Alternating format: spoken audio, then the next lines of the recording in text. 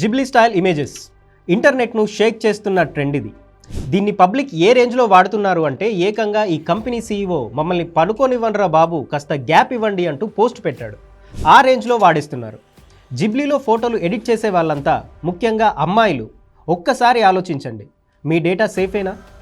Open AI users దగ్గర నుంచి data సేకరిస్తున్నామని ఆ సంస్థ డైరెక్ట్గానే చెప్తోంది. ఆ డేటా సేఫ్గానే ఉందా? ఒక్కసారి ఆ డేటా చెడుకు యూజ్ అవ్వచ్చు, డార్క్ వెబ్లో కనిపించవచ్చు. క్లియర్ వ్యూ అని ఒక కంపెనీ ఉంది. ఈ కంపెనీకి డచ్ దేశానికి చెందిన data protection agency watch dog $33.7 million fine వేసింది. ఎందుకో తెలుసా? ఆ కంపెనీ తన దగ్గర ఉన్న యూజర్స్ డేటా మొత్తం అమ్మేసింది. అవుటా బాక్స్ అని ఆస్ట్రేలియాకి చెందిన మరో కంపెనీ ఉంది. ఆ కంపెనీ నుంచి డేటా బ్రీచ్ జరిగింది.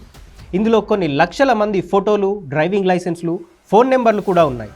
ఆఖరికి చాలామంది వాడే యాపిల్ వాచ్ కూడా మీ హెల్త్ డేటాను సేకరిస్తోంది. ఈ డేటా మొత్తం ఏం చేసుకుంటారు అనే డౌట్ మీకు రావచ్చు. ఇప్పుడున్న టెక్నాలజీతో ఏదైనా చేయొచ్చు. ఒక ఫోటో ఉంటే చాలు, దాంతో వీడియోలు తయారు చేసే రోజులు ఇవి. అలాంటిది జిబ్లీలో చాలామంది ఏకంగా తమ పర్సనల్ ఫోటోలు అప్లోడ్ చేస్తున్నారు. వాటితో ఏమైనా చేయొచ్చు. ప్రతిసారి తప్పు జరుగుతుంది అని నేను చెప్పను, బట్ తప్పు జరిగే అవకాశం 110% ఉంది. కాబట్టి సోషల్ మీడియాలో ఫొటోస్ అప్లోడ్ చేసేవాళ్ళు, ముఖ్యంగా అమ్మాయిలు, కాస్త జాగ్రత్తగా ఉంటే బెటర్.